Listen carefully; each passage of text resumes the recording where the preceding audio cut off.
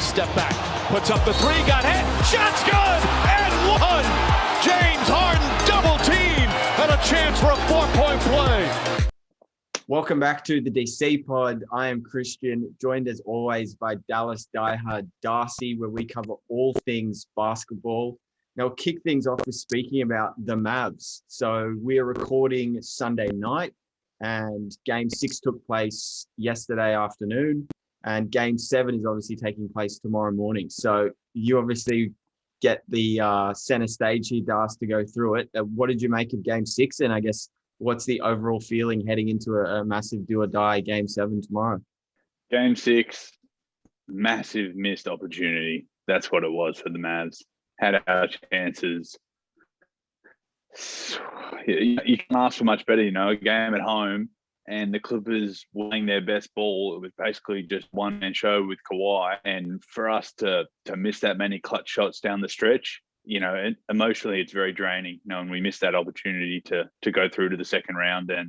But you quickly got to flip the switch and go, all right, we got one more chance, and this is all or nothing. And when you think about it as a long-term perspective on the Mavs, this is huge. We're getting to go to a Game 7. We're going to get so much good experience out of this game, and we're playing against an elite team and clearly a superstar of the league, an elite player, one of the guys, will be down in history. That's Kawhi Leonard. This is a huge matchup we're going to in Game 7. Bitterly disappointed with, the way that it turned out in Game 6, but quickly got to say we can try to grab this opportunity. We're going to see a Game 7, in the playoffs with the Mavericks in it. So I've kind of took myself into getting real hype for this next one because, this is where the history books are written in Game 7. So I'm pretty pumped. Yeah, well, I think with Game 6, the key thing I noticed there was the defensive adjustment from the Clippers, right? They immediately went to the anyone else other than Luka has to beat us type system, obviously throwing two guys at him as often as possible, not sort of letting him operate out of that pick and roll and get comfortable. Obviously, he's still going to make tough shots, and I thought he had a great first quarter. And I do agree with your sentiments there. I actually missed watching the full fourth quarter, so I'll admit that I was highlight watching after the game happened. But it did, as you say, look like Hardaway had a few missed looks that were really good for him. I think, potentially blew a layup and then had a couple of good looks from deep from that left corner or left wing. So it's unfortunate because obviously that then led to, he really needed those buckets with the way Kawhi was giving them to you on the other end to keep up. And obviously not being able to put points on the board and match that ridiculous sort of Kawhi outburst was kind of what hurt. But yeah, I think the thing you can still hang your hat on, right, is you've still got the guy who's probably been the best in the series overall, which is Doncic. As good as Kawhi has been, you'd probably say Luka's just been a little bit better for the whole series. And he's still obviously got the potential to, drop a 40-piece easily tomorrow. And if you can continue your hot shooting in the staples, which has been the key theme, games 1, 2, and 5, you guys really shot the ball well from deep. So if that's a theme that continues, and who knows, maybe it will only be road victories for what's going on in this series, which is still crazy that no one's held home court. What do you sort of think about that? Well, they mentioned that in the broadcast after the game that it's never happened in a 7-game series that every away team has won the game going up to Game 6. So we're in uncharted territory right here. But if I'm talking about a one-game scenario, Game 7, I'm pretty much always going to be tipping the home team. So I think the pressure is really on the Clippers to win this one because they're expected to win. They're at home, they're coming off a win. And, that's the thing with Game 7s. You can't think about what's happened in the series so far. Obviously, from an adjustment standpoint, it's important. But when it comes to this specific game, it doesn't matter that we won the last 3 times we're in LA. It doesn't matter that we beat them by 50 points in the second week of the season in LA. It all comes down to it's going to be a big grinded out game. And it was a real struggle to score in that Game 6. And particularly in the fourth quarter for us, it was a huge struggle. You talked about Hardaway actually got off to a really great start in Game 6, but wasn't able to hit a couple of really key momentum building shots in the fourth. I thought Maxi Kleber kind of has been found out a bit in this series. They really attacked him in a lot of ways, and he's really fallen off a cliff with his confidence. Like he wasn't catching and just flinging the ball from three like we come to expect from him during the regular season. And there were clutch times in the fourth quarter where he didn't take that open shot after Luka was getting double teamed in the pick and roll. So that's definitely a concern.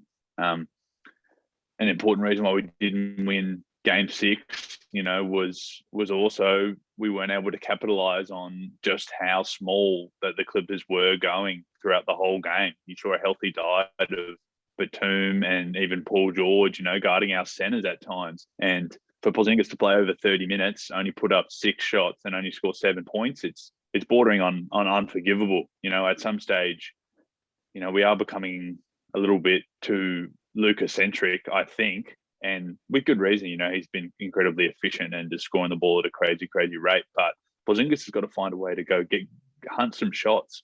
You need to find a way to put your imprint on the game offensively. You've got size. I know this isn't an efficient way to play basketball in the NBA right now, but you've got to be able to get one of these small guys on your back and turn and shoot over them. You've just got to be able to, especially in the fourth quarter when we need a bucket. Like, that's a huge advantage. You can get a clean shot off. I expect KP to show me a little something in the next game, because I think that was a huge factor in the reason why we couldn't really get the scoring rolling in the fourth quarter. I also thought to some extent that, Doncic was, I guess, whinging a little bit too much to the refs. He kind of was using energy in ways that weren't helping us win the game. And he's a young player, and that's definitely something that he needs to kind of develop and get out of his game and make sure that he really focuses on whatever it takes for us to win. And it's a great opportunity in game 7 for us to, right the ship and make some history. The storyline in the game 6 for me has just got to be how Kawhi sees the moment, and the way that he was shooting so efficiently down the stretch. Like, he was, every time he got a look, he was knocking it down, and you can quickly forget how much of an alpha player he is. Only 2 seasons ago, he was finals MVP and led Toronto all the way to the championship. So I was seeing flashes of him in that game 7 against Philadelphia when he hit the shot. That's the kind of Kawhi game that we saw last game. 45 points, like he did everything for his team. He put them on his back, and he deserves a lot of credit for that. And I can't wait to see what happens when they go head to head next game. I think even though these role players are going to have a part to play when it comes down to it, can Kawhi or Luka have a bigger game tomorrow? It's going to be fascinating. Yeah, I think the one thing I'll probably finish on before we move on to other stuff is Reggie Jackson. Are you kidding me? You must have been watching him and going, what the hell is happening? Like, I don't know, what he made his first 7 or 8 or something like that. He just couldn't miss. 14 in the first quarter. Yeah, I finished on 25, and just, gosh, that's one of his better games that I've ever seen. I did certainly question it in game 5 when he had more shot attempts than Paul George. I was like, well, that's something that absolutely cannot happen again.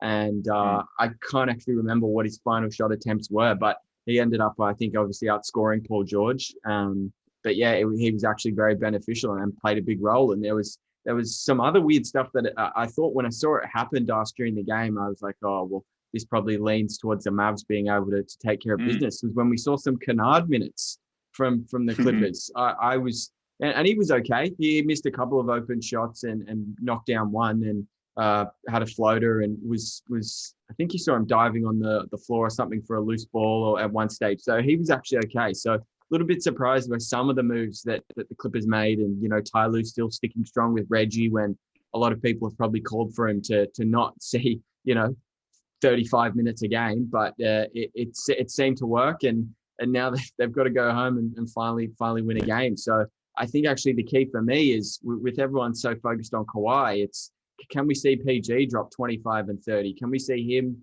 take some of the load off of Kawhi and really assert himself? Because I think he's actually had a good series, but clearly game 6 overshadowed by Kawhi, but there hasn't really been a PG moment where we go, okay, his best game of the series was probably game 2, 4. I'd say, or was it game 3? Maybe game 3.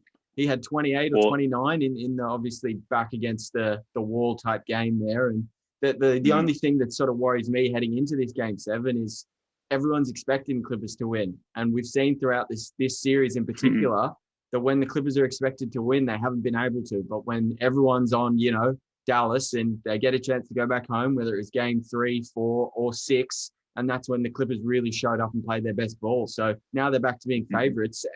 Again, how do they handle that? Me personally, I don't like them in that spot. I'd prefer them to be, the underdogs and have people count them out. But again, it's a game 7. So, we don't need to hamper on it too much. But yeah, I'm actually quite surprised Dallas couldn't get it done because, as you said, I think it was a pretty big opportunity. Oh, for sure. And yeah, there's never been a series like this. I don't think it's incredibly hard to tell what's going to happen. And yeah, I think you're exactly right on Paul George. I actually thought that he revealed a couple of things about himself in that game 6. He didn't have it offensively, and I guess to me he proved what I think about him, that he's not a number 1 option. He's not that guy who you can throw the ball to in clutch playoff situations to carry you down the fourth quarter. But he is a great all-round player because he rebounded the ball. I think he had 13 rebounds. I've never seen him do that much defensively. He's obviously leaning on the other parts of the game that he can do, and he's not overshooting it.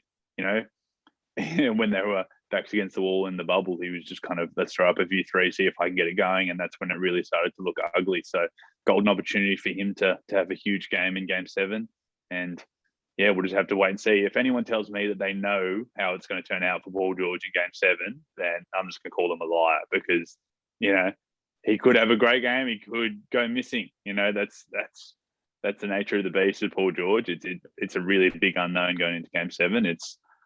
There's a lot of question marks on what's going to happen, and I think that makes it all that more intriguing. Yeah, I think the funny thing that can leave it here after is when they were saying obviously Paul George revenge tour, revenge season, but the best thing that's potentially happened to him is the playoff performances by Porzingis, because now potentially KP can take the playoff pandemic P nickname from Paul George. So Paul George can really get let off with that one in particular. The fact that there's been Porzingis that's, as you say, just even get a few offensive rebounds, like make yourself known in some sort of facet. There is a part of his game that's just a little bit predictable, that it's probably going to be a catch and turn. There's no fake, there's no nothing. It just seems to be turn around and raise up for a jumper. So when Boban's been more effective than you, then you need to take a look at yourself in the mirror, because I've loved what Boban's been doing. It's awesome, and I think they will give him a good go, especially if the Clippers continue to go so small. But yeah, KP should be doing that and way more. Yeah. Okay, so obviously that's the huge game 7 kicks off. This podcast will be out later tonight, so if you're up to listen to it or up early in the morning, then this Mavs Clippers game kicks off at 5:30. So you'll know the result really before you start your working day. So that's a pretty good way to kick off your week. So the door opens up for whichever team wins this series, because they instantly become a 1 in 4 chance to win the West, which is wild. With the Lakers being out, it's anyone's game. Yeah, perfect time to bring them up. So the fallout from the first round, we have done some podcasts over the last week and 10 days that have covered majority of the first round, but a couple of results that happened over the last few days that I think it's important to speak about is not only the team you just mentioned in LA getting knocked out, and it's the first time LeBron's lost a series in the first round, but the Blazers getting knocked out for the 4th time in 5 years, getting bounced in the first round. So some worrying things there. If we kick things off with the Blazers first, gosh, I know a lot of people are saying CJ or Dame, one of them's got to go, that this can't sort of keep continuing. And I was of the opinion that it wouldn't be the same team, to come back next year. And that already happened over the last couple of days, right? Because it was Terry Stotts is no longer the coach, and now it's looking ahead towards sort of the front office and management. What can they do around the playing roster? I kind of think they need a 4-man, and it's obvious they need more defense. It doesn't take a genius to figure that out. And potentially, if Dame's not going to be a guy that's going to demand a trade, I can't see how they would, look to move him. I think they probably look at CJ and go, look, what's his currency? What's his value? Can we look to move him and potentially try and fill some of those more important needs, because their depth at the moment just isn't good enough. I know Nurkic was unbelievable in the bubble, but gosh, I think you can potentially add him, Das, to the list of guys who are, for lack of a better term, bubble frauds. Like they, for some reason, just outperformed how they normally do. And, whether that be a TJ Warren or a Tyler Hero that absolutely killed it, in the bubble. I think Nurkic has got to be added to that list because we spoke about it throughout the whole series, and it happened again in game 6 where he just couldn't stay out of foul trouble. It saw, Jokic again being able to feast on Covington and Carmelo. So gosh, and they didn't even play Cantor. They completely lost faith in him. So it is very interesting to see where they go from here, because I don't think you can run it back with the same group of guys. And so that's my opinion. I think if you're going to trade a guy, it's got to be CJ. You got to see what you can get back for him. He didn't have a really good series at all, and for majority, it's like it's either Campazzo or Austin Rivers if he gets switched onto him, and potentially a little bit of Aaron Gordon here or there. But to be honest, if you're CJ McCollum and you're a go-to bucket scorer, I think one game he might have gotten was it more than 22 or 23 points, but he seemed to be consistently between that 18 to 21, 22 mark. So just no real big CJ game. I thought you were going to get that in game 6 after Dame basically did all he could in game 5. You thought, all right, now the role players will step up. Covington was better in game 6, but I just think in the end they couldn't figure out how to defend the Monty Morris pick and roll with Jokic. That absolutely abused them. They seem to be really obsessed with Jokic and not wanting to leave him, which is fair enough. But that gave Morris free reign to have another great game off the back of his awesome Game 5 performance. So, yeah, there's a lot of question marks with this Blazers team because, gosh, other than that, Western Conference Finals run, as you say, 4 out of the last 5 postseason's first round bounced, and 2 of them were sweeps. So one of them by Golden State and the other one by the Pelicans, if you remember, by that Rondo and Davis sort of duo just absolutely killed Portland. So Holiday, surely just out of, we don't want to piss off Dame anymore. Like enough's enough. We've got to make changes because to run it back with this team is just not the answer, right?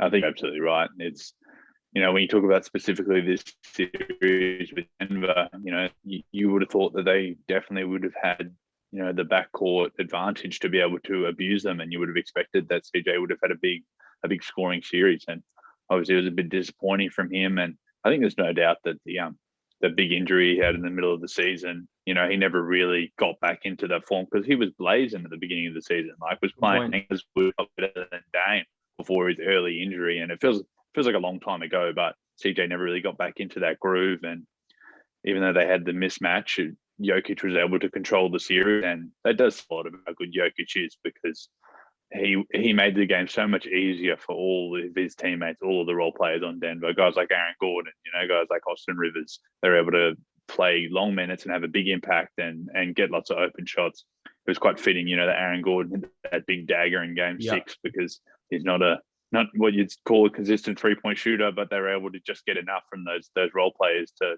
go ahead and win it. And there's no doubt that Dame put everything he could into that series, but it kind of also highlights, what during this run that Portland have had over the last, 8 years that Stotts has been the coach and Lillard's been their number one guy, that they just haven't been built well enough to go all the way.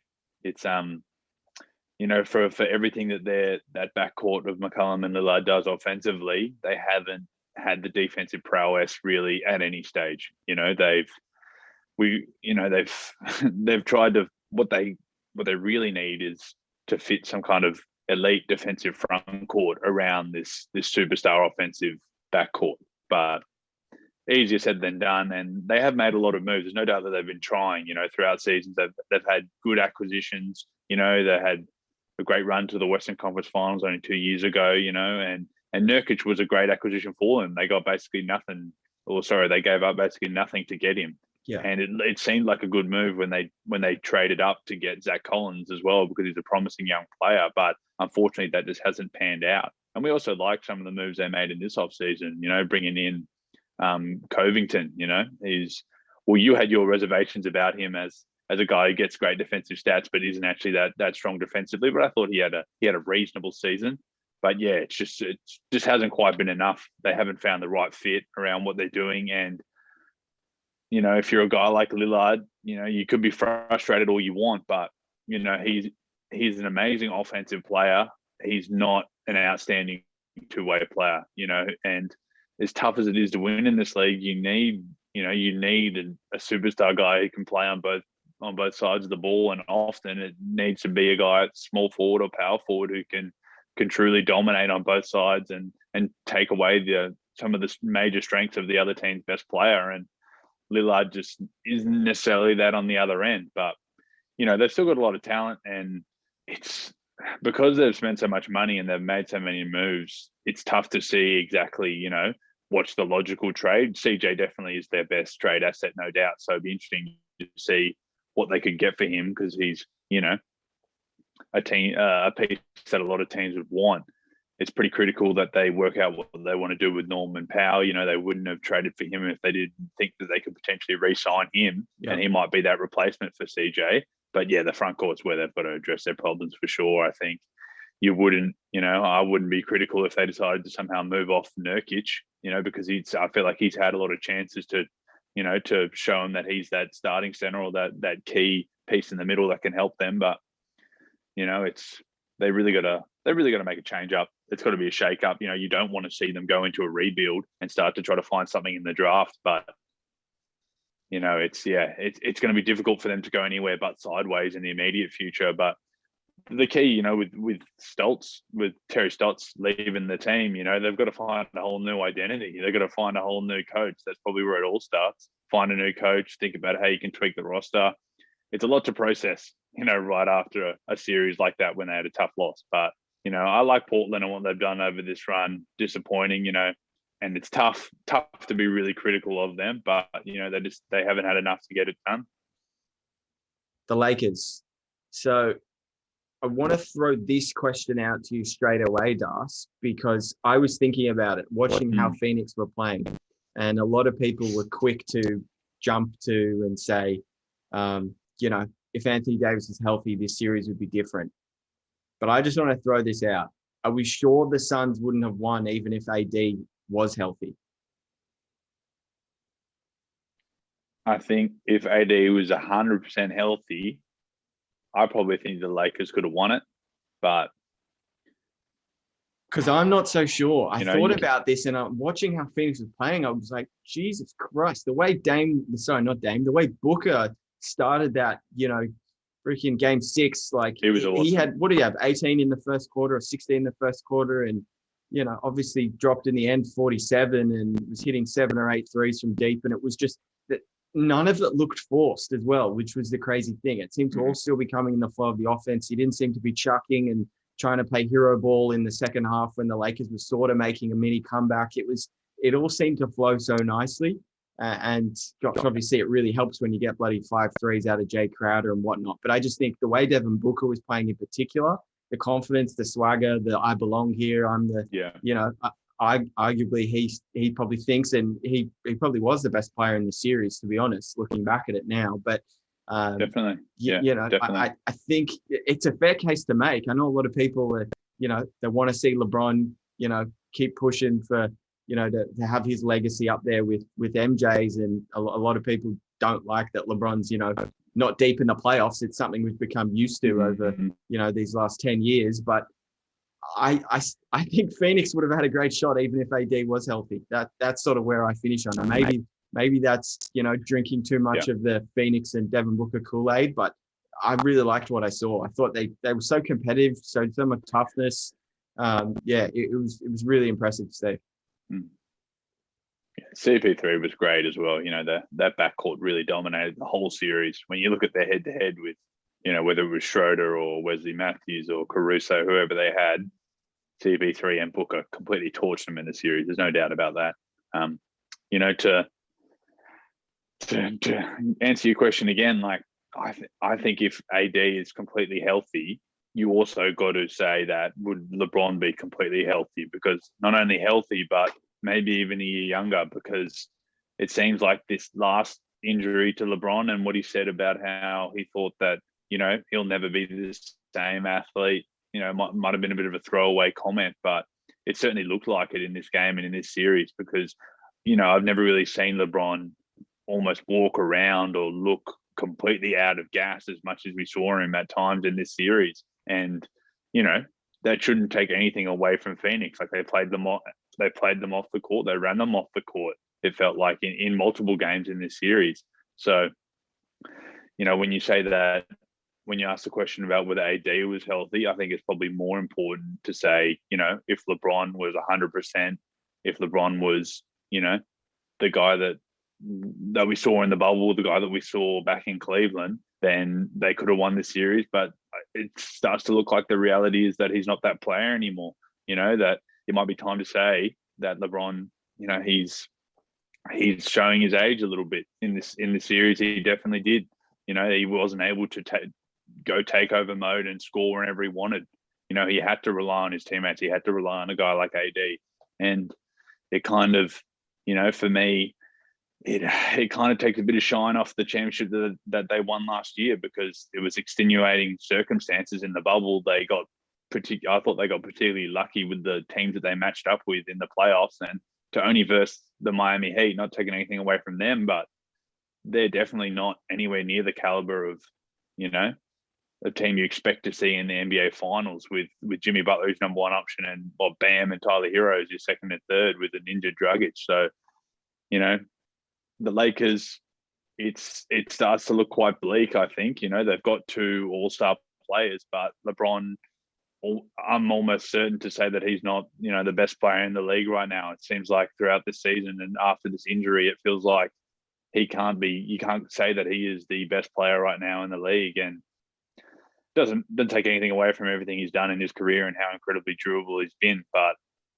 it's obvious that Anthony Davis is not ready to take that mantle for the Lakers, and Phoenix have just, stamped their authority this year and they're moving on. And the Lakers, they need to think about, do we have enough with LeBron and AD next year, which sounds stupid, but do they have enough to go all the way to the championship one more time? It's the window's become very, very short, especially when you're dealing with a guy like LeBron who's so late in his career. But full credit to Phoenix, it's not LA's year, and I think the better team won the series. There's no doubt about that. So there's no room for excuses. LA fans and LeBron fans will say that, AD was injured. If he was fine, we would have won. But there is no excuses. Phoenix have been the better team the whole regular season.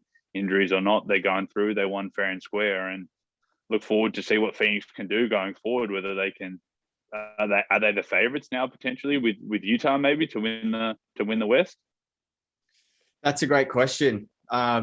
I don't have an answer for that. I don't know who's the favorite out of the West at the moment. To be honest, I sort of potentially give a good shout to whoever comes out of the Clippers Mavs. I think they have a really good opportunity themselves, because there's a few things I've seen with Utah, especially in that Memphis series, that not only with health, but just the way they were playing that did concern me. But just to sort of finish on that Conley injury. Yeah, Conley's injured. He's so similar to how Harden's obviously dealing with the hamstring. Conley is in the same boat, that's having difficulties with his hamstring as well. So it is concerning, because I think he only played the first quarter or the first half of Game 5 there to close things out and never returned. So it's a reason why he, didn't play back-to-backs, and he was always really the first guy to come out in a blowout, and his minutes would never really push above 28, 30 for the regular season. And all of that was, I think, very smart and conservative to try and avoid what happened. So hopefully it isn't too serious. And this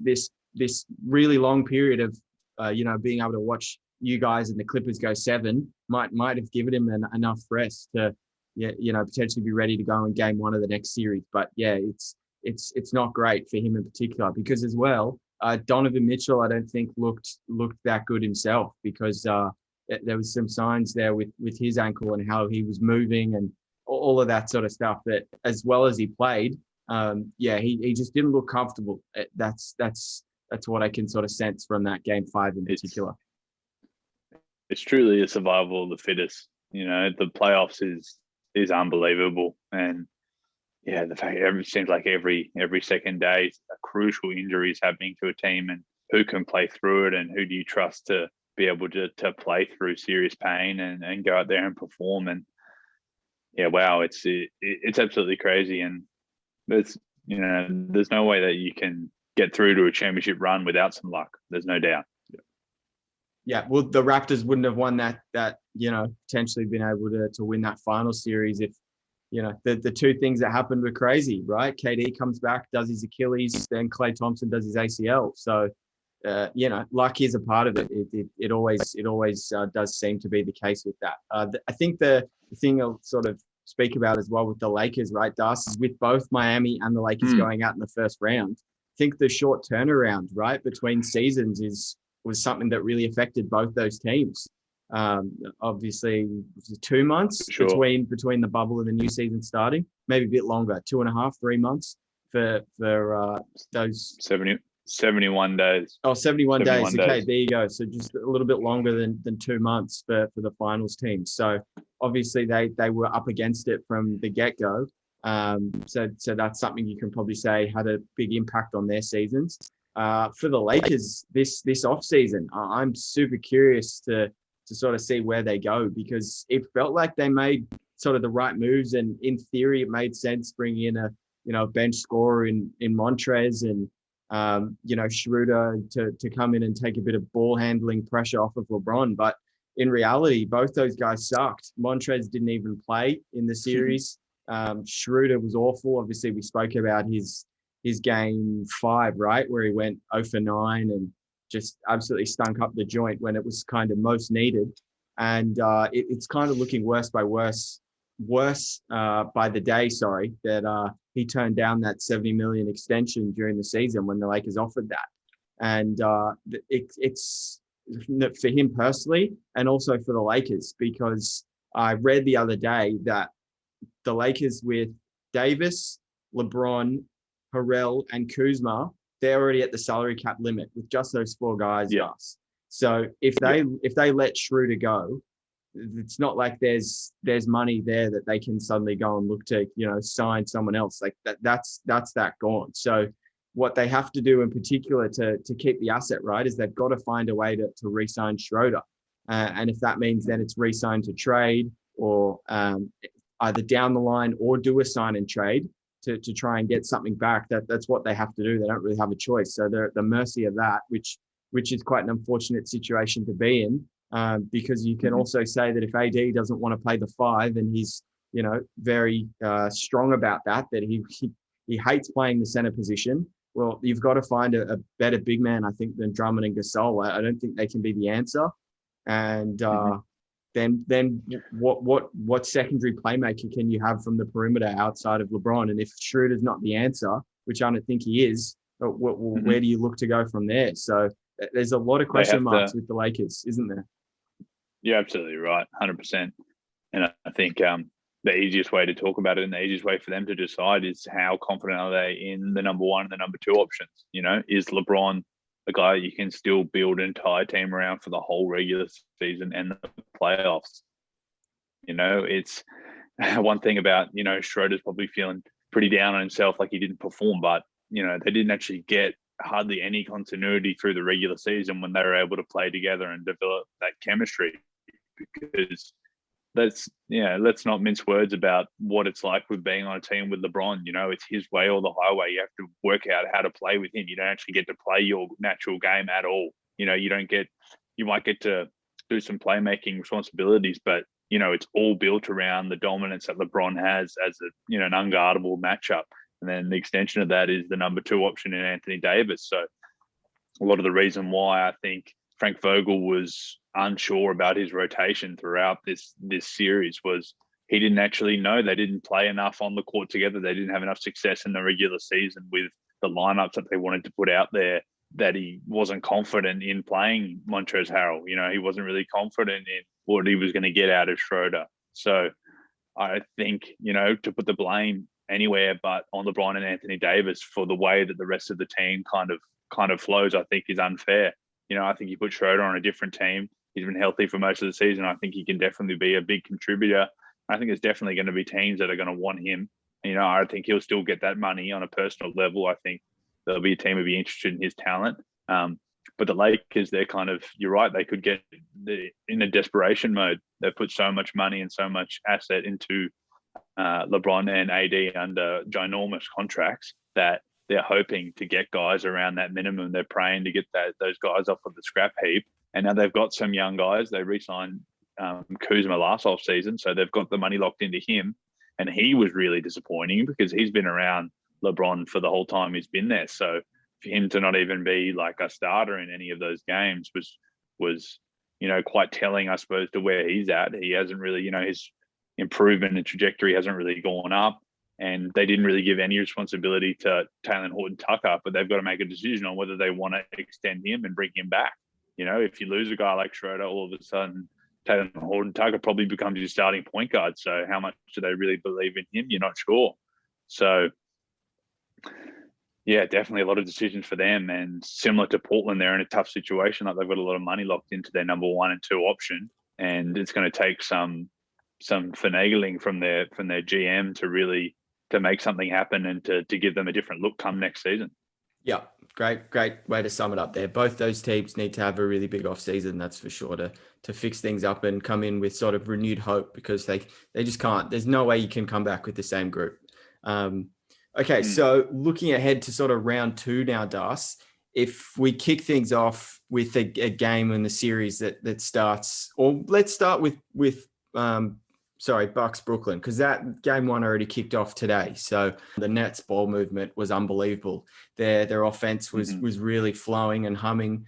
But on the other hand, then the Bucks were just playing a lot of one-on-one, a lot of ISO ball, and it was just tough for them to get in any rhythm. I don't even think KD and Curry played that well, which is quite worrying for Milwaukee side of things. And the one thing that can't happen, it just absolutely cannot happen, player of the game, is Mike James and Blake Griffin combined for the same amount of points that Jrue Holiday and Chris Middleton had. So they both had 30. So if Mike James and Blake are combining for 30 and Jrue and Middleton are combining for 30, that's a big issue. That's a big issue. So I think Jrue was actually okay in this game in particular. He does have a good mix-up. He does have a little bit of a post-up game, being able to really use his strength down low to get to the free throw line and finish around the rim. But the same can't really be said about Middleton. He's a very obviously perimeter-oriented player, gets off a lot of jumpers, and it wasn't falling. He just couldn't throw a rock in the ocean, and it sort of got in his head, because when it came to stages in the 3rd and 4th quarter, when he actually had wide open looks, he wasn't knocking them down, because obviously missing those shots in the first 2 quarters can affect you mentally. That's for sure. As most sort of people know that play basketball, you just need to see one drop, and he couldn't. So even when he was open, it probably maybe didn't even feel like he was that open. So that's disappointing. You'd expect him to be a bit better. The other thing is Jeff Teague did absolutely nothing, yet he got 20 minutes. So that's a pretty questionable decision by Bud for me. It could be a bit of, previous love with Atlanta and the fact that Teague was an all-star under Budenholzer, and Budenholzer just believes in Teague. But it doesn't feel like it's a series for Jeff Teague. He's not the same guy he once was. It was a little bit of hero ball from not only him, but Bryn Forbes. They both, in particular, Teague took in transition. It was 3-on-3, sort of a fast break opportunity from a long shot from Brooklyn. And Teague just pulled up and took a 3, and it was kind of semi-contested, 20 seconds left on the shot clock. Wasn't really that close, and it was pretty deflating, I think, if you're a Milwaukee Bucks fan or a Milwaukee Bucks player, to sort of see that happen straight away. And Forbes was forcing it, which, as good as a shooter as he is and how well he played in Miami, that's not the way to get yourself going, by just interrupting the flow of the offense by just pulling up like that. So I will try not to overreact to game 1. I know a lot of people will, but I think this is still going to be a long series. I think the Bucks actually do get game 2. I reckon they'll win that. And it comes back to sort of the overall prediction of, I still think Nets in 7, that this hasn't really changed my thinking too much about the series overall.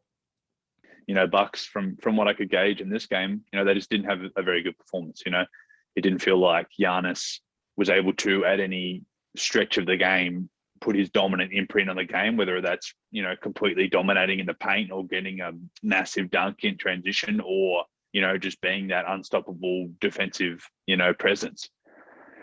he didn't really, even though he had a huge game, would he have 36 points or something, Giannis? Only he could, not have that big impact and score 36 points. But, it felt like KD was able to have his way, and they were able to kind of get away with a lot of Griffin in the center and Claxton for some good minutes. And, obviously Mike James coming to the lineup. A lot of fans might not even know who this guy is. He was a guy who kind of got his first go in the NBA with Phoenix a couple of seasons ago and ended up being waived, but is an explosive kind of combo guard who loves to score and he's very quick. So, it's interesting that Nash turned to him as soon as Harden went down. He's kind of, he's obviously gained some trust with Nash to be able to do that. But, the longer the series goes on, do you expect Mike James, when they're down 10 points maybe on the road in Milwaukee, do you expect James to still be out there, and do you expect him still be able to defend at a high level and be able to contribute? So you're right that it seems like, a bit of an anomaly when you talk about how well Griffin played and how big an impact that Mike James had. And it always comes back to, there's a 7-game series and they're a war, and it's a game of adjustments back and forth. Middleton, didn't play well today. That probably means he's likely to go off in game 2. He's so consistent, he's so accurate, and he's such a dangerous player. So all Milwaukee need to do is split this. If they're able to win one, then they're heading back to Milwaukee, they'll have all the momentum and they'll then have the home court advantage. So the job's only half done for Brooklyn in holding home court. They shot really well in this game. Joe Harris shot the ball well. So, it's just the beginning of what's going to be a tantalizing series of back and forth. I thought Brook Lopez, from what I could see, had a really strong game, and he's basically being all interior scoring and shooting underneath the basket definitely in the series against Miami, and he was efficient in this game doing the same thing. So I'd like to see that continue for the Bucks, because they're trending in the right way with that, I believe. And they just, they weren't able to get anything from their bench. You touched on Forbes. Bobby Portis was okay. I think he got caught up a little bit in a scuffle with Griffin that kind of took him out of his game. But, they didn't get anything from Connaughton in this one either. So, and you mentioned Jeff T got a lot of minutes. So that's normally not a good thing. They're definitely missing the minutes of DiVincenzo. He's been a reliable guy all season, and a guy who can definitely shoot and score, and he's an outstanding athlete and defender. So, even though that's not a hole that, is going to bust open the Bucks, it's definitely, telling in an off game when they could have had another quality player like DiVincenzo out there. But I'm right with you. I think game 2 shifts towards, Milwaukee getting an upset, making an adjustment. And I think you're going to see a moment in this game 2 where Giannis really takes over and stamps his authority over the game. And it'll be interesting. It'd be really interesting how this series ebbs and flows, because we got some superstar players on both teams. You mentioned Holiday had a decent game, but can play a lot better. Middleton obviously can play a lot better. And even Kyrie and KD, even though they were pretty efficient today, they can definitely go off. And I expect one of them to probably go for 50 at some stage in this series, especially with Harden out of the game. One of them's, going to show just why they're a couple of the best players, in the history of the game. It's a tantalizing series, and game 2, I think adjustments is probably the key. You'll see a lot of things change. Yeah, so I know a lot of people can obviously go to, well, Harden, left after 30 seconds. That would have thrown, kind of Brooklyn into a bit of chaos or shit, what now type thing. But the same can sort of be said about Milwaukee, because, you obviously sweep the Heat. You have a week to prepare for the Nets, and you're preparing for a Nets team with Harden. So when that sort of happens as well after 30 seconds, you don't necessarily plan for an injury and with your defensive game plan and your game plan in general, because I'm sure there would have been stuff in the offense about how to attack James and make him work and try and get him in foul trouble and on all of this different stuff. So it works both sides. And it's just the fact that Brooklyn responded to losing Harden much better than the Bucks were able to capitalize on that. So I agree with you, as much as I sort of questioned Budenholzer in the past, and potentially he's a regular season coach, and surely he starts to make some important adjustments that they can really make the most of and get back on track for this series, because you saw a couple of games to finish the regular season where these two teams played each other and there was just no stopping Giannis, right? He was just attacking Griffin relentlessly, and the Bucks were able to win both games. I know it was in Milwaukee and that home crowd really helps them, but I think it goes back to being the same now because Harden obviously didn't play those 2 games. And it's definitely something to monitor going forward as well. From the net side of things, you saw a lot of him on, a lot of bench shots of him today on the TV coverage, but that's Jeff Green. And when will he be back? Because he could be an important piece. And I think, Das, It started all season. Yeah, it's almost a lock that he would be included in that closing 5, I'm pretty sure, in most situations for Brooklyn. So that's another thing to sort of monitor. Did you have Nets in 7 for this series? Is it or no? Nets in 7, 100%. Okay. Yeah. So both think a game 2 bounce back there. We don't think you'll get Milwaukee shooting the ball as bad. If you want to look at potentially the most recent sample is that obviously series against the Heat. Game 1 went to OT and, Milwaukee couldn't hit a 3 from the perimeter. And then in game 2, they just came and blew the front doors off them. I think they hit 8 or 9 threes in the first quarter alone. And the game 2 was done before it even started. So there's definitely potential that could happen.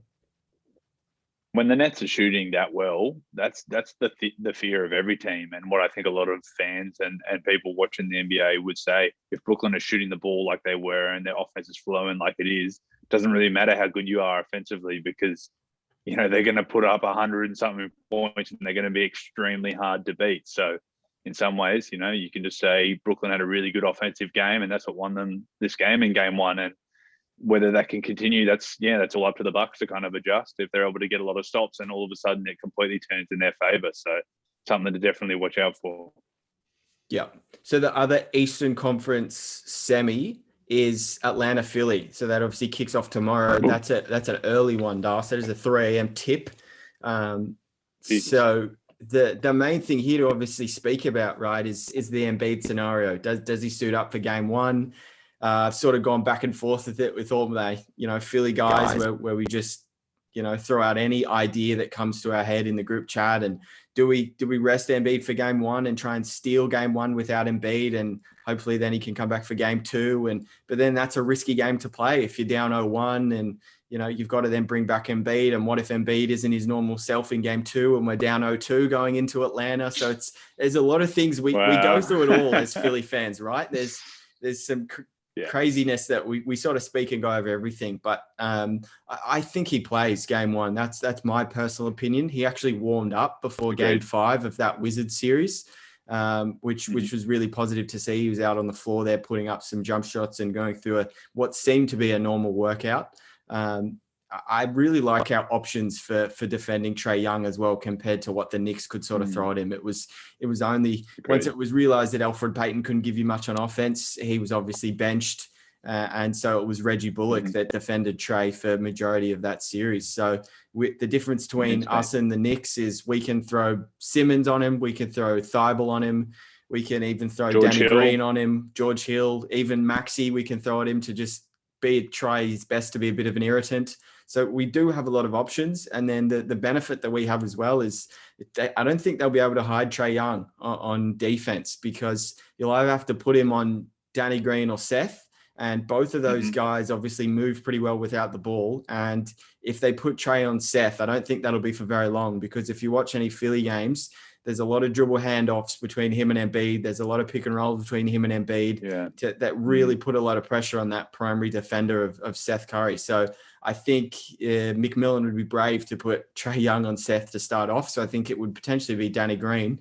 And so if that's the case, we just got to make sure we put a real focus on getting Danny the ball. I'd say making sure we're having a lot of back screens and movement for Danny to catch the ball in rhythm and just immediately go up for jumpers. So we've got to make him exert energy on defense. We can't let him rest and chill and then be ready to go on offense again. So got to put pressure on that. But I know obviously from Atlanta's side of things that they've got a lot of weapons that'll test us. We've gone over the list of guys they have before, whether it's Herter, Hunter, Collins, Gallinari, Bogdanovic, just so many guys, right? So it's going to put pressure on us. And I actually give Atlanta more of a chance than many do. I think my official prediction is Sixers in 7. So that's sort of where I see it at. Interesting. Yeah, I think you hit on it big time. We talk about Embiid is definitely the key to this whole matchup, this whole series, because if Embiid was 100% fit, I think we'd be talking about how they can't possibly stop him, and it could be a sweep. That's just how good Embiid has been this season. But the unfortunate news about his injury, and he's obviously going to have to play through some serious pain. It puts a question mark on, do Atlanta have a serious chance to potentially pull a big upset here? And you can ride a lot of momentum, that they had. Trae Young was awesome. He completely cut the Knicks apart in the pick and roll basically throughout the whole series. It was really impressive. But he was going head to head with Derrick Rose, who Derrick Rose on the other end was actually scoring at will at times as well. He was carrying. Julius Randle didn't really give him much help. He was carrying them offensively, D Rose. So I'd be thinking that Philly could really, really abuse him, on the defensive end. But that's definitely going to be a key for Philly. They're one of the best defensive teams in the league all year for a reason, and now the target is Trae Young. How do we minimize his impact on the game? The big key is to not put him on the free throw line, because he didn't actually shoot a lot of 3-pointers in the series, and he hasn't been shooting that many this whole season, which I think is a credit to him and a great coaching adjustment that they've made, in his game to really utilize his speed and quickness to get in the paint, shoot floaters, facilitate at a really high level, which he has done ever since he entered the league. So that part of the game, you're right that Philly really has as good a defensive unit to stop him and the guards of Atlanta than basically any team in the league. They're extremely long. They've got lots of options, and in terms of their guard rotation, they're all fit right now. They're all ready to go. And it's really interesting. With Embiid being slightly injured and not necessarily going to be a guy that people expected to carry them all the way to the championship. Now, all of a sudden, all of this pressure and all of the expectation comes down on our boy, Ben Simmons. He is basically, Philly will go as far as Ben Simmons can take him in this playoff run. It's really opened up a door for him to have a humongous impact. And I think this is a great series for him. He's come up against an amazing point guard, but he's got a significant physical advantage against him. Can he use that? Can he score the ball at a high rate? Can he get Trae Young out of his game? And even when you slide him along to potentially matching up against, a guy like Bogdanovic, who's been on fire in the last month or two of the season, can he shut down an elite shooter like him? There's no reason to say why he can't. So this is a great series for Simmons. I think he's going to be as important as Embiid.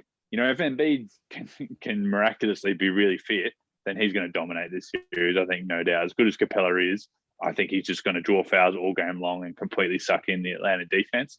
But if he's not able to be 100%, then even more of it comes on to Simmons. So I would still really like Philly in this series. I think it's just a really good matchup for them.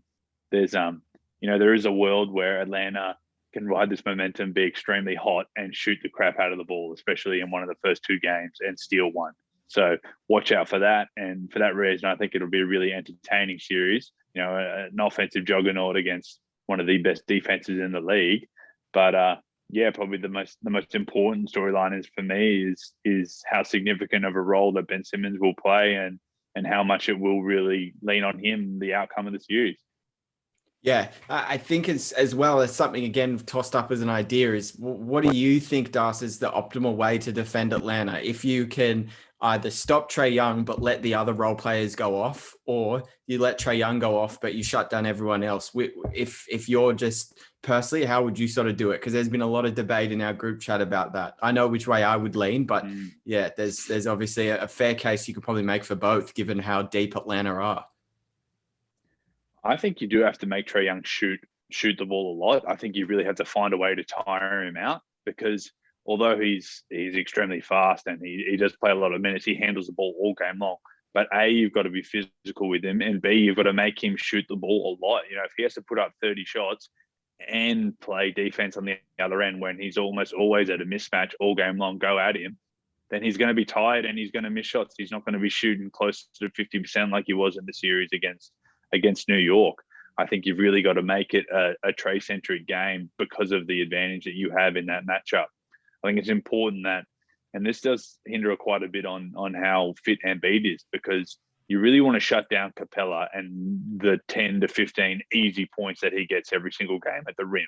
at least against the Knicks, they weren't able to stop him, or to some extent Collins as well, getting easy buckets at the hoop.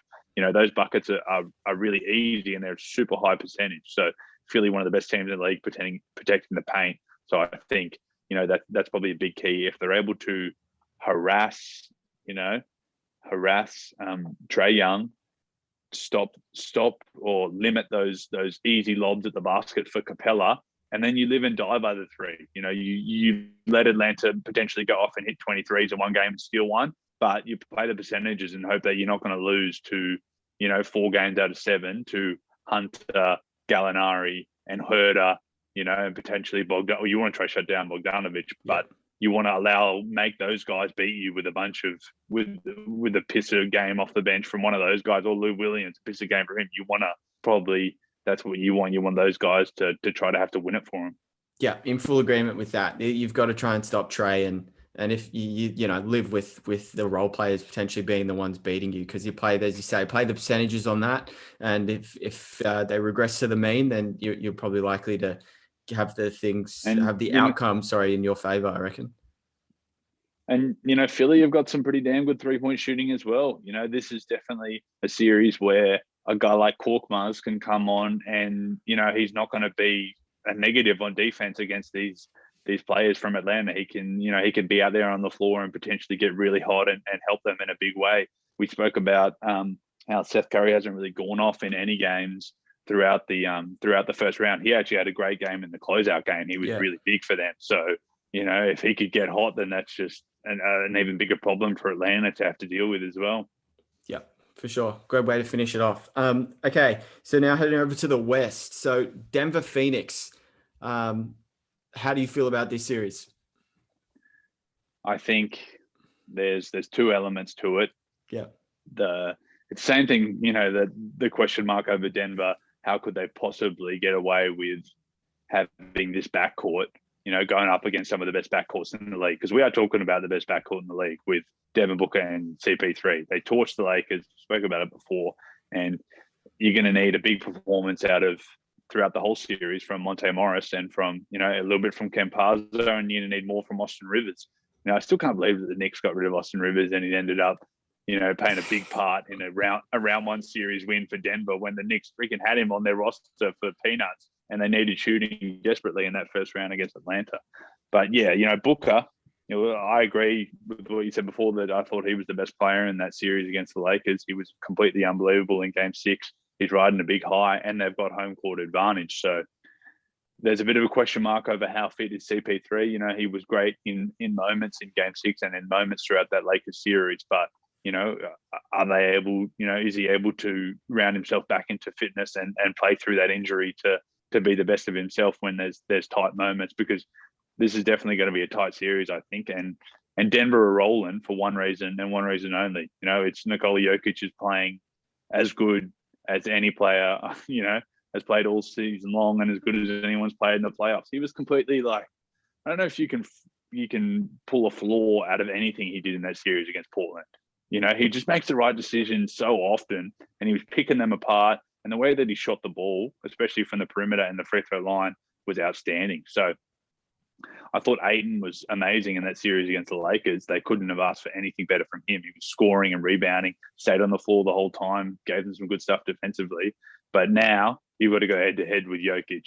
And I like that for Denver. I think he could have a field day, potentially. He could be playing Ayton off the floor with just his versatility and just how good he is at drawing fouls and just how much of a weapon he is, basically, Jokic. So, for as much as Phoenix had the advantage in the backcourt, I think this could be a series where Jokic just becomes completely unstoppable, because we have talked about how if you are able to get past Ayton and to nullify Ayton, either get him on the bench or get him, not playing a solid game, then you end up going up against Saric and potentially Kaminsky.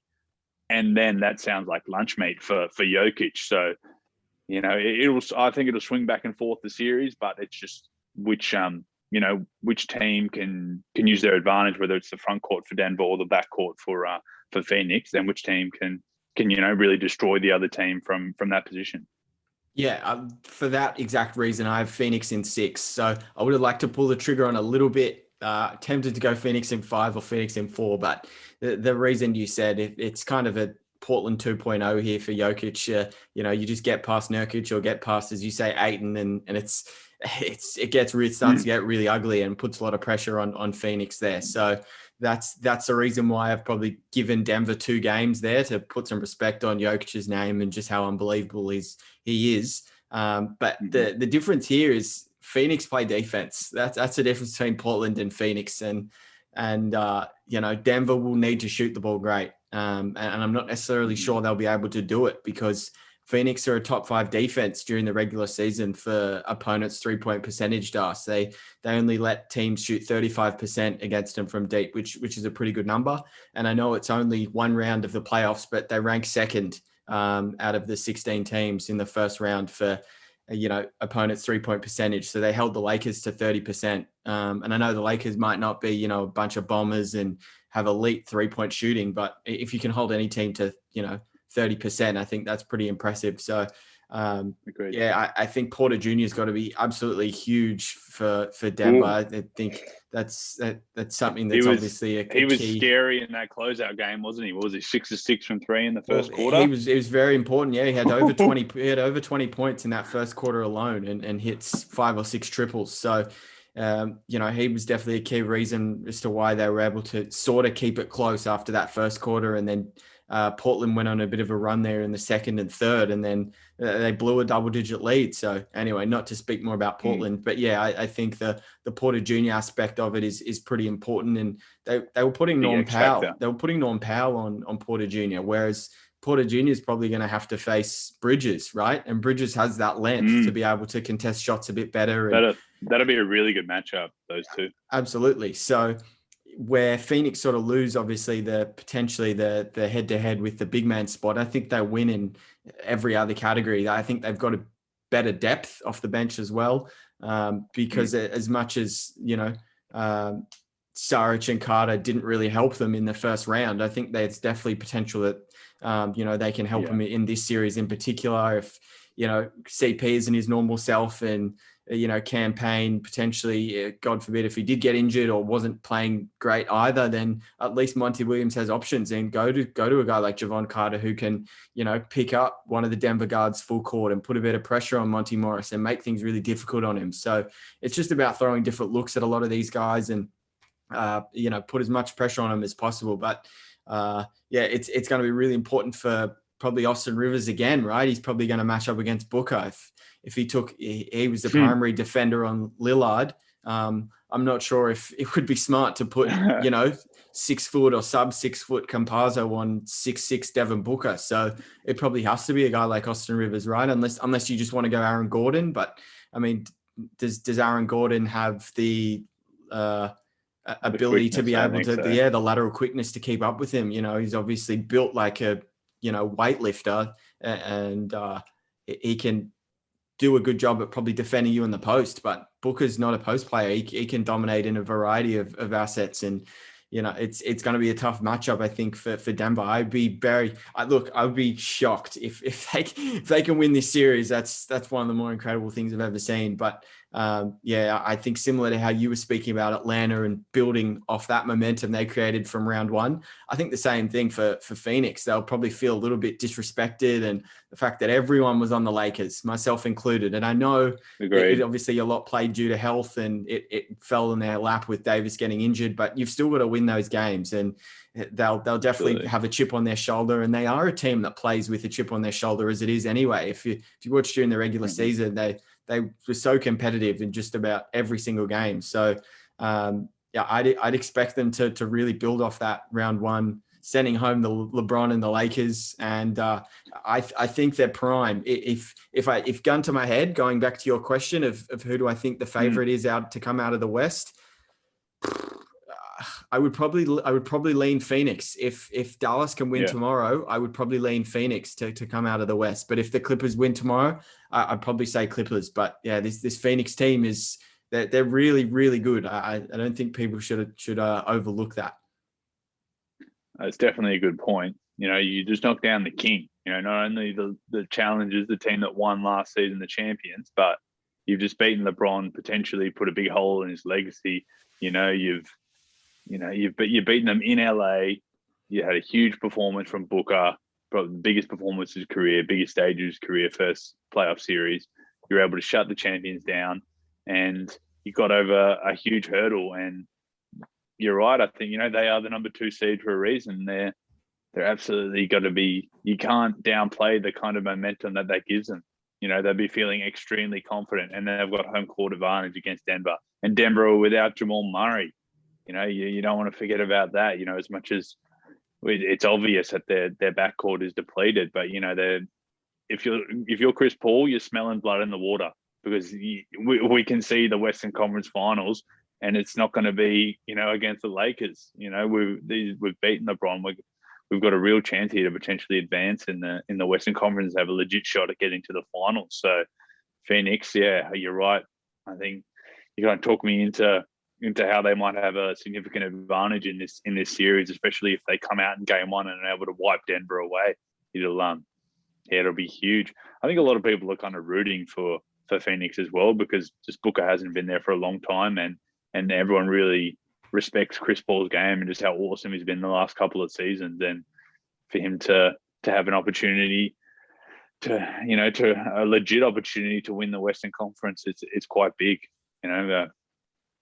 Phoenix are a good team, and can't wait to see what happens in this series. If they're able to handily take care of Denver, then yeah, wow, the odds for them to have a legit shot at the championship really starting to shorten.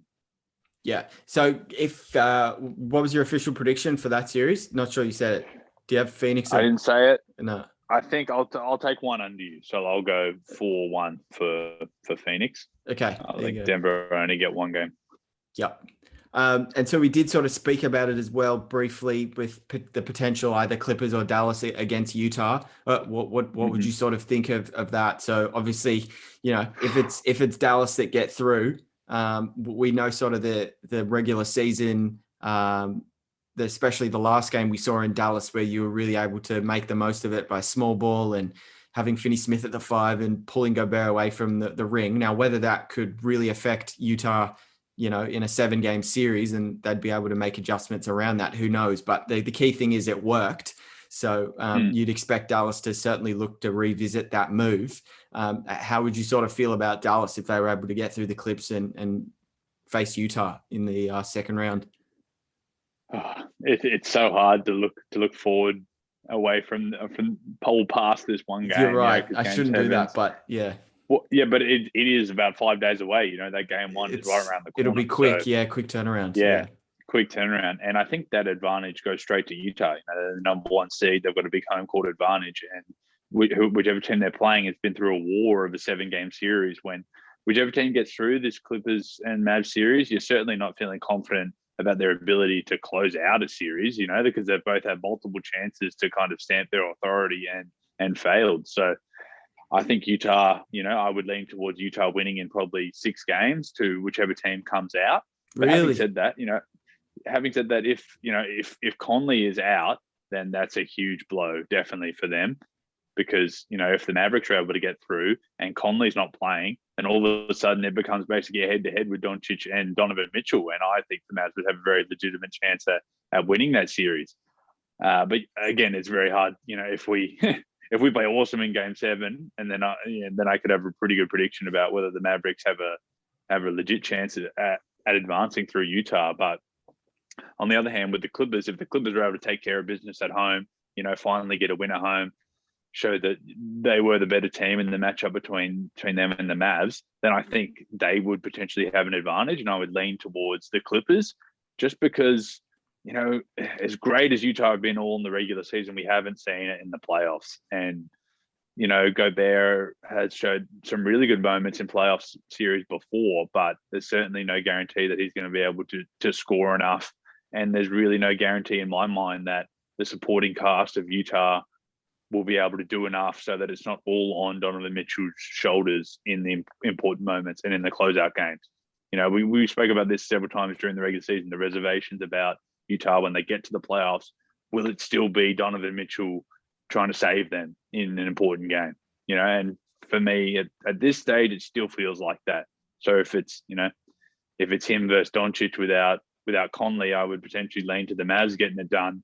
Or if it was Kawhi after coming through this war of a series with the Mavericks, and then he's going head-to-head with Donovan Mitchell, then, Kawhi feels like a pick that I would take.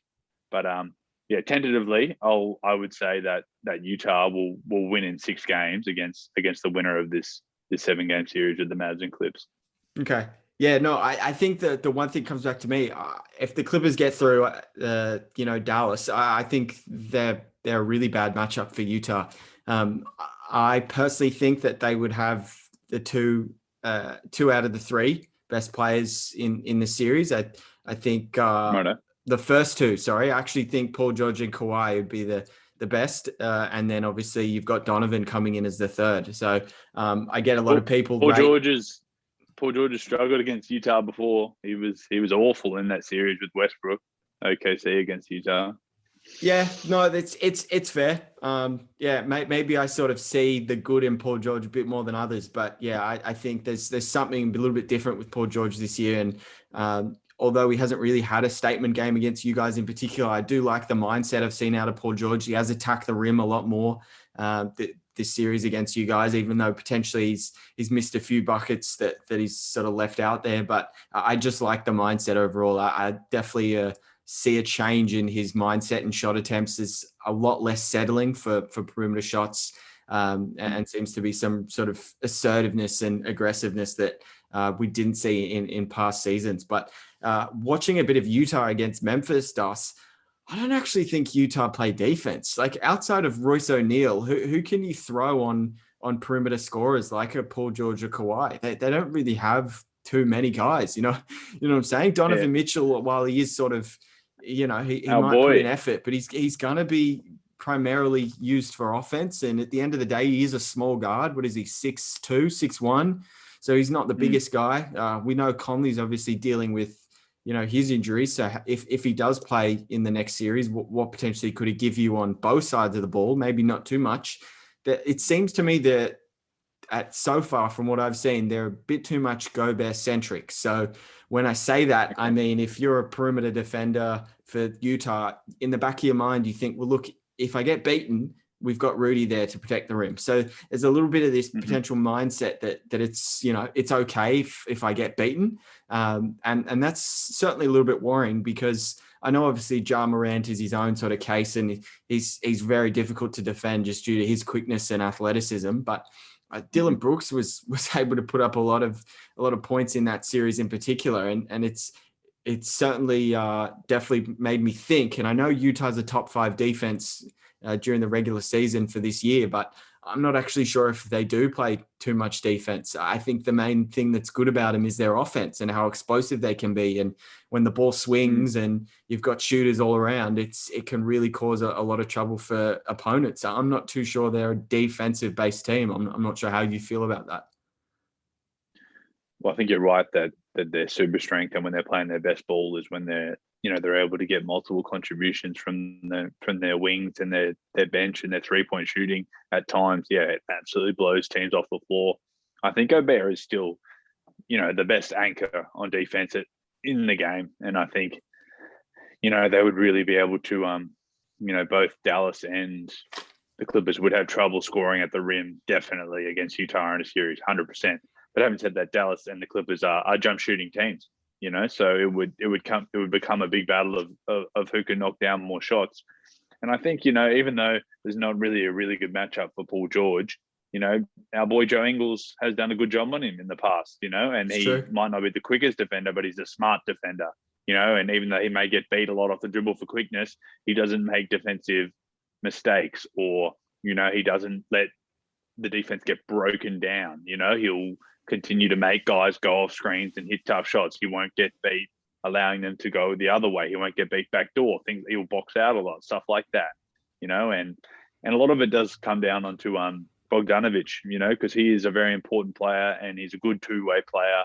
If his offense is rolling, and he's able to stay on the floor defensively and at least hold his own against a guy like Paul George or Kawhi, then that's absolutely massive for Utah, and that's definitely like the recipe for them to go all the way to the finals. So, I think Utah do have guys, and you're right that, Gobert is an absolute luxury for any team, but they do know themselves. They know that they're not the quickest team defensively, but they do know where they want guys to go. And I think that kind of goes a long way. And teams that, advance in the playoffs and win series and eventually go on to be champions, that chemistry and that knowing your game plan and trusting in that game plan, whether it's going well or it's going wrong, is absolutely critical. And I think Utah have that. So I think the only thing that may stop them from really advancing is having that superstar talent and that closeout ability in important games where it comes right down to the wire. And that's why I feel like it comes down to Mitchell a lot. But, if you're just looking at the regular season and all the games we've seen so far, it's really tough to say that Utah will completely falter. You can make a bit of an excuse with Conley's injury, but I'm quietly confident that I think Utah could be, a really, really good chance to win in the second round. They only let Memphis get one game. They dealt with them after that quite quickly. So if Conley's fit, then this Utah team, now they don't have to play the Lakers, and everyone was saying that's the worst matchup for Utah. They don't have to play them now potentially. So, Utah should be thinking that there's definitely a red hot chance for us to get here. So, and we're versing the team that's coming off a 7-game war. So really interesting. That will actually be a really thrilling matchup for sure. Tough to look past Game 7, but that's going to be a hell of a series. Yeah, you're right. I think that's a good kind of spot there to wrap it up. Now we've been going for, just short of 90 minutes. So how do we kind of sum things up here? Luka to score 40, Dallas to win by 3. What are we going to throw? Are we going to throw out anything crazy, or are you just going to say enjoy the game, sit back and watch? I think, I think Luka didn't shoot the ball that much in Game 6. I thought, he's averaging 32 for the series. He only ended up on 26, I think, and he hit 2 threes in the last You're right. minute garbage of the game time, when yeah? it was garbage time. So yeah. I expect Luka to put up 30 plus shots. I would, if I had to say over and under set a little line for Luka, I'd say about 36 points. I think he might just hit over that. I think the key for the Mavericks to win the game is if Porzingis can get 20, or if Hardaway Jr. can score 25 plus. So I think that's definitely the recipe for the Mavericks. When you look at the Clippers, if Paul George can get himself going, if he can get 25 plus, then the Clippers are a massive chance. And I think same thing that I thought in Game 6, I reckon Kawhi is going to take somewhere close to 30 shots. I think his field goal attempts will have to be through the roof because that is their best offense, no doubt. When things breaking down, they just give him the ball and say score. So Luka at a line of 36.5 points, and I think Kawhi to shoot more than 30 shots. Okay, love it. I think Paul George has a great game. I think Paul George has at least 25. I think this comes down to, look, it's no hot take that it's going to come down to, I reckon, the last 2 or 3 minutes who can execute. Can Dallas really punish the Clippers if they, if the Clippers are throwing 2 guys at Luka? Can the role players step up and hit some crucial big shots? And then because it's really tough you don't really have the guys to throw at them defensively. So it's just going to be, can you score the ball enough? That's really what it's going to come down to. The script is written for someone to be a hero here. I don't know. Maybe my boy Jalen Brunson will come in and be a hero. Someone's got to come in and do it. Well, Reggie Jackson was the hero of Game 6, but who's going to do it in Game 7? Tyrell Terry? I'm kidding. Terrence Mann to do something? Maybe shoot a layup when the game's on the line? Yeah, maybe. And maybe Batum make a layup when the game's on the line as well. That was a bit of a calamity by both those guys there, wasn't it, at the end of Game 5? So was a big reason there. Okay, cool. Well, that's probably where we'll leave things there. We've obviously done a bit of the fallout from the first round with Blazers Lakers, and obviously previewed the massive Game 7 that's taking place tomorrow for the final first round series. We then had a look at obviously the round 2 matchups. So I had Philly in 7. Darcy has Philly in. I got Philly in 6. Philly in 6. Okay, we both had Brooklyn in 7. It's tough to call, the Utah series dependent on who their opponent is. So we'll have that as, TBD. And then Denver, Phoenix. So I've got Phoenix in 6. Darcy has Phoenix in 5. So So that's really how we see the second round. I mean, it'll be very, very good. We're definitely both looking forward to it. I'm sure we'll come back and do some podcasts potentially after the first couple of games have taken place. Look out for as well potentially some content on Dallas, obviously being close to Darcy's heart. See, it is an early start tomorrow, so just be weary that if you get an Insta story from Darcy bloody running around his house yelling at 8 a.m. that it is early. So we'll try and do some more stuff around that, whether it's a story or a reel or any sort of thing to fill in the gaps between when we do podcasts. We'll make sure to get on top of that. But as always, we hope you enjoyed. You will probably hear this podcast.